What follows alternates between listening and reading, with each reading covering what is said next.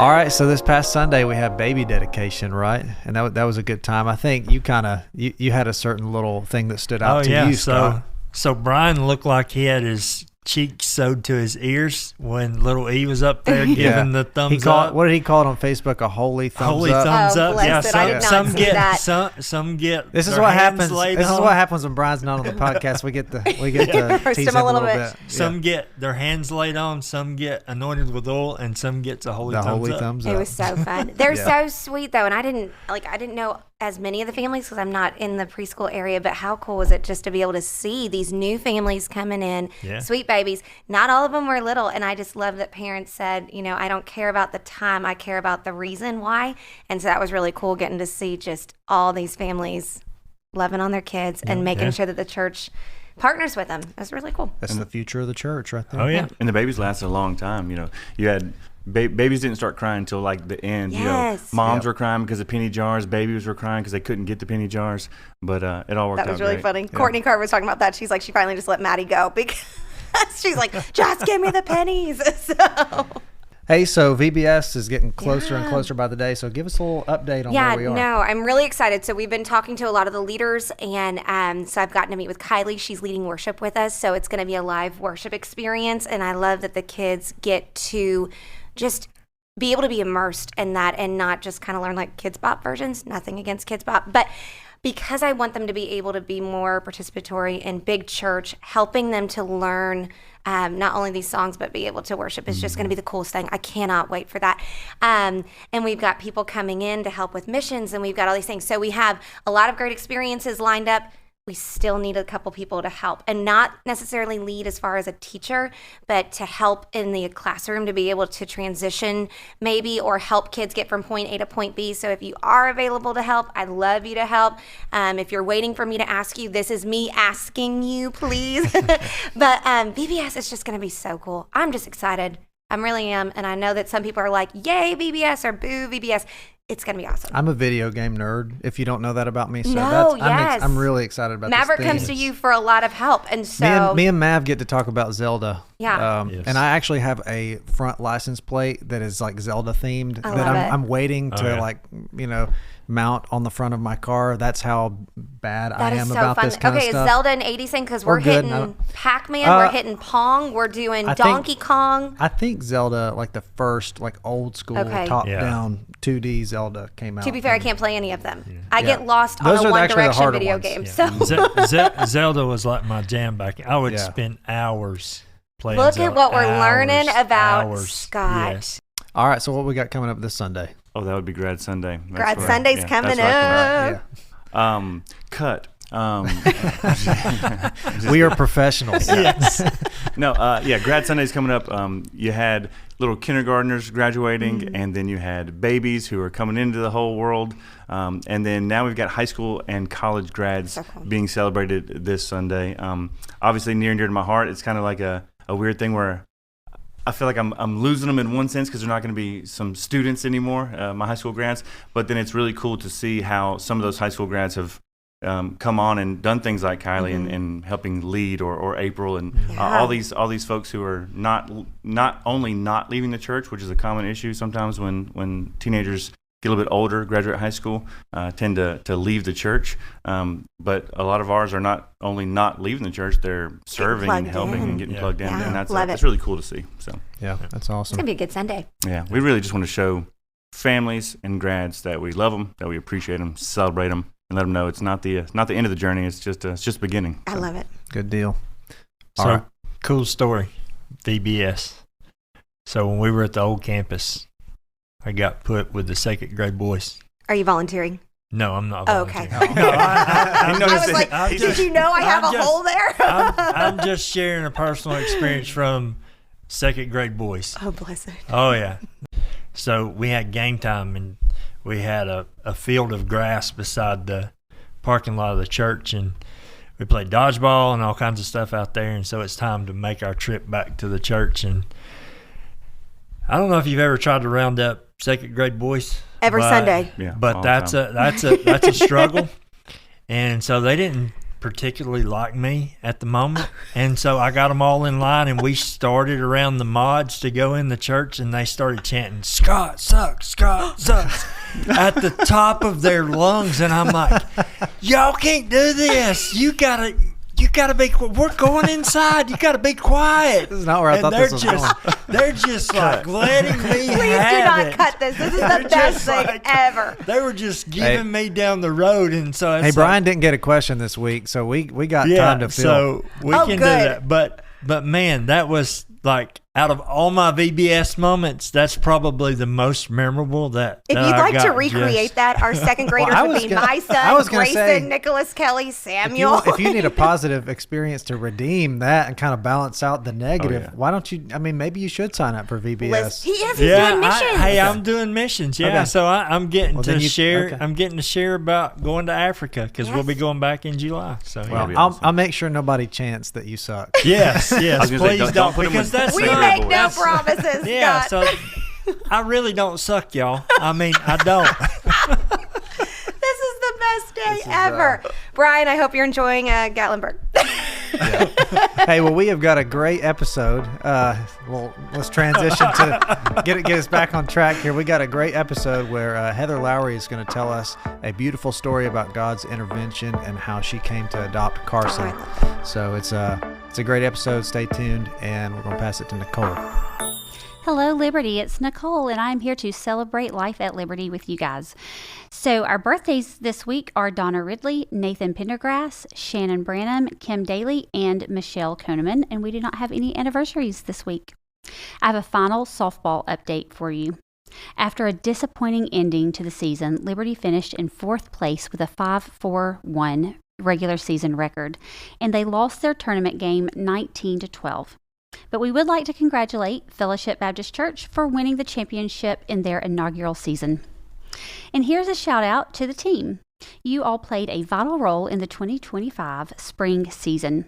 Kyle Brock, Courtney Jones, Austin Williams, Clint Holzenbach, Kirsten Smith, Asa Smith, Titus Smith, Danny Miller, Levi Bly, Scott Young, Matthew Shoemake, Corbin Albertson, Zach Stafford, Jacob Vickery, and led by head coach Bryson Williams. The team would like to say thank you for the support from the church, family, and friends throughout the season, and they are looking forward to the Fall League. Sarah Sane, one of our youth, she had her final art showcase with the Murray Arts Council, the student art show, this past weekend. But she won 2 awards, Most Thought-Provoking and Best in Show. So congrats to Sarah. I'm very proud of her. I have seen her work. I went to the show, and she is very talented. She does some welding art, and it's pretty incredible. Jody and Danny Miller closed on their home last week. We are so excited for them. We know they have been ready to get into the Dalton area, and so they are here. So congrats to you guys. And the women's ministry is giving them a housewarming shower. It will be following the Sunday, June 1st service in the fellowship hall. You can bring a finger food to share with everyone, and they are registered at Amazon and Target. And then our women's ministry also is having a prayer breakfast on May 31st at 9 a.m. And finally, our women's ministry has a new Bible study starting in June on the 4th, and it is our Wednesday night Bible study. They will be doing The Armor of God by Priscilla Schreier. You do need a book for the class, so if you will see Susan Vick, she can get you hooked up with that. Lots of things going on here at Liberty. We would love to celebrate them with you. Have a great week, and we'll see you next time. So today we have Heather Lowery with us, and Heather has been at Liberty for how long? I think since 2008. Okay. Somewhere in there. I met Heather. I knew her from here, from church, but also at Christian Heritage. She was our youngest daughter's teacher in the 6th grade, a math teacher. All right. Math and science. Math and science. Okay. And you're still at Christian Heritage, right? I am. Still doing math and science in 6th grade. And you're also a coach. I coached basketball for 15 years, but I haven't when I did coach some middle school basketball, but I haven't in a while, probably about 5 years, something like that. Okay. So Heather has a unique story, and with it being Mother's Day month, I want everyone to know a little bit more about your story, Heather. So I know that when we met, probably we were praying for a situation to come around for you to have a child. So would you kind of tell us a little bit about your story? Sure. So I think when I was in my early 30s, I just felt the Lord kind of tugging on my heart for adoption.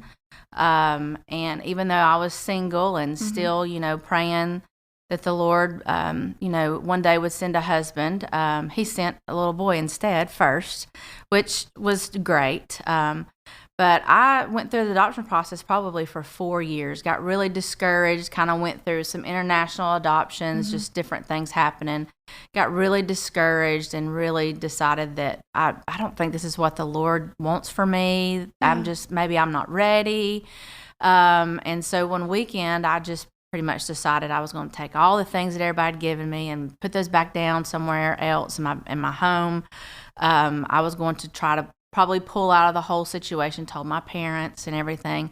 This all happened probably on a Friday, and then on a Sunday morning, I got home from church and got a call from the agency that I was working with that there was a little boy, and she needed me to call her as soon as possible because I needed to come get him in the next 24 hours. And so that caused a lot of panic. Yeah. But a lot of emotions, a lot of joy, a lot of I've been waiting for this for so long, and I'd given up. And that just shows you when you give up on the Lord, he doesn't really give up on you at all. So I went the very next day. It was the longest ride probably of my life. It was a 5-hour ride. I've never been in labor, but I felt like I was in labor. I was getting very sick to my stomach and just whatever. And then we, pulled in and we met at a different location, and my caseworker brought him, and he, I don't know what the Lord had in store for me, but I do know that in this whole process, I really, for whatever reason, saw a little dark-haired boy with dark eyes. And, Carson is part Latino. And I get there, he's got a head full of dark hair. He's got the biggest brown eyes. So yeah, and his skin's beautifully dark. Yes. So the rest is history. I'm very grateful to his birth mother for choosing to give him life. I mean, she very well could have said, I'm not going to do this, but she chose to give him life and, allowed me to be his mother. And God's timing is impeccable. Yes. In those kind of situations. Yes. I obviously wouldn't have been ready the other times. I mean, I wanted it to happen, we wanted it to happen not in God's timing, but our timing. Exactly. But obviously I wasn't ready, and he knew when I was. Right. So. Well, and he was creating Carson just perfectly for you. Yes. And for your life. So what's it been like adopting Carson and not being married? It has... I would say for any single mother, it's always the load is on you, of course, to do lots of things. But and it is something that as he has grown up, he has asked about a father, and we've talked about those things when the Lord makes that right, that's that would be great, but we're not going to push something that is whatever the Lord has in plan for us is what we're going to take. So I think he's had, a little struggle because he goes around, he might see people with fathers and things like that. But the Lord has placed a lot of men in his life, I think, that have been very good mentors from here at our church, to our family, to friends, neighbors that I think have played an integral part of his life as far as mentoring him. So I'm not, while I think that has been different for him, I think he's had special people that have really invested in him. Yeah, Carson is a boy's boy. I mean, he's a boy. He's a boy. Yeah. Loves outdoors. Likes snakes. Will pick up a snake. Yes. Loves some football and wrestling. He is a boy's boy. Yeah. He loves it. Yeah. And Carson's a little entrepreneur too. He is. He has a little chicken business, egg business. Sells eggs and saving money for a car. He mows and makes some money off that. So, and he's very good with his money for a 14-year-old boy. Yeah. So, yeah, he's a blessing. So what's life been like for you as a mom? Well, I would say busy. I would say that I'm his chauffeur. I'm just here. I'm along for the ride, if you will. But I mean, I think it's blessed me to learn, he is very he really strives to do what the Lord wants him to do. He sometimes puts too much pressure on himself, but I think it shows me that it's important for me to do that as well. When I get in my little, ruts of I just want to keep to myself, and I watch him open up and read his Bible every morning before he goes to school. So it's I think for us, it just has been we have a good relationship. It's not perfect, he's a middle school boy. Their brains leave for a while, but I think that he truly loves the Lord and truly strives to do what is right, and I think that has helped us in our home and in our life, where he's not perfect, but he's just a good kid. But he's had a good model. Well, he's had a lot of good models. I mean, if you go back and you think of the people here at church that he has really, Corbin Alberson's been a really big mentor for him. Your husband, he has really had some key people here, key people in my family, just friends that have really come alongside of him. So anyway, but he's a great kid. So for you, it's kind of like it's Carson's world, and you're just I'm living in it. I'm living in it. We're playing football, we're wrestling. Well, he is. I'm not. Yeah. He's playing football. He's wrestling. Well, you really are. Well, I'm in the stands, and then he's gone a lot with his friends. He's outgoing. He really enjoys to be with people. He really enjoys to be involved in different things. He is one of those people that he's fine wherever he is. Right. He would be fine sitting at home, watching a movie, playing a video game, or he enjoys going to all the things at church. He goes to other things with other friends at church. He goes to people's houses, hangs out. He's a chill guy. Yeah, he is. He's funny. Yeah. He has a great sense of humor. Yeah, he really does. He does. So, what would you tell moms who are, who maybe can't have a baby, who are wanting to adopt, or even someone who is single who wants to maybe think about adopting? What would you tell someone? Well, I think that I think it's a calling, first of all. Like I felt very called to do it. I still don't really know why, other than just me and Carson. I think it's a calling, and I think that I've had lots of friends who have adopted kids. I have friends who are adopted. And I think that you don't realize how special adoption is till you're in it. Yeah, that's true. And so I think that if you're at a place where, you feel called to adopt or trying to have children or whatever, there are so many kids. There are. You just don't realize it. Whether you can get, hooked up with an agency, or, a friend who knows someone who is, having a baby but can't take care of them. There's a lot of kids out there being born that need homes. Yeah. And, if I could take 20, I would, but I can't. But I just would say, the Lord, we always talked about, we read books when Carson was younger to help him to understand adoption. And we always talked about how the Lord adopted us into his kingdom. Exactly. And so that's what I would say to anyone. You're giving back what has been done for you. I think it is one of the most beautiful expressions of love. Yes. To me, is adoption. And our story. My husband adopted our oldest daughter because I'd had her when I was 17. So, we know what that feels like from one perspective of it. Right. And it is a beautiful story. Yes. It can truly be absolutely beautiful when people open their hearts up to that thought and that, to the adoption. Right. And looking at it from the perspective of we are adopted into his family. Yes. And you've never, you and Carson don't look alike. He's dark complected, dark hair. You do have dark eyes, but so you've always you've never told him any differently from being adopted. Right. No, we started young. We started talking very young when we read, I can't remember the name of the book, but it was about an animal and how it explained adoption. He, from that moment, we talked about that. He understood it. Did he always get it and understand it completely and not have? He's a questioning guy. Like, he'll question you to death. And so I think he just I think he had lots of questions, but he understood, what it was about, what it meant.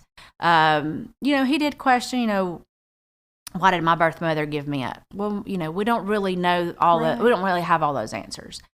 But we just really kept in communication and really tried to make sure that we talked about it a lot, prayed about it.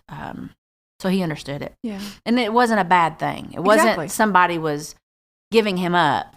It was just, they needed something different for him that they couldn't offer at that time. Right. And that's beautiful the way you presented that. Yeah. Very pretty. So what is the greatest lesson you've learned in motherhood that you would want other mothers to know? I think that one of the biggest things is you don't have to do it all. And I think, especially with him being adopted, I felt like I had to do much more just to make it right for him. But I think that it's just, I always worried about making sure we did this, making sure we did that, making sure we were at every, I had him at every church thing, making sure that I did it all. You're not going to do it all right. You're not. You're going to mess up, and you're going to learn and, get better. I think that that's something that he and I have both had to do because it's just me and him that, I've had to say, okay, we didn't do that. I didn't do that right. I'm going to have to do something different. Let me backtrack a little bit. So I think you just learn as you go. You're going to mess up. Yeah. And then you just figure it out and, Well, I think you said a key word a moment ago when you were talking about how you and Carson had communicated about this and you left that communication open. I think communication is the key as a parent with a child. Yes, agreed. And he is very open with me, and I always want him to be. Sometimes I'm like, oh, you don't have to tell me all that, but okay. But you want him to be open with you, so you don't want to be like. So that's been the biggest thing. Is he's a talker. He likes to talk. He likes to sit and figure stuff out. And so he would. That's the thing that we do. So if there's an issue, he wants to talk it out, which is good. So. Anyway. Well, that's good. So, Heather, I want to thank you for taking the time to be with us today and talking about the adoption. It's something that's so beautiful and bringing Carson into our lives, too, because he has been a blessing. I know my husband thinks that he's one of the greatest things ever. But I do want to thank you for that. And thank you for, showing mothers what it means to truly love. Because I think sometimes mothers struggle. Yeah. But you've presented that very well. And I appreciate that, too. And you've been a great role model for all of us. Well, thank you. So, thank you, Heather. I appreciate it. You have a good day. Okay. Thanks, you too.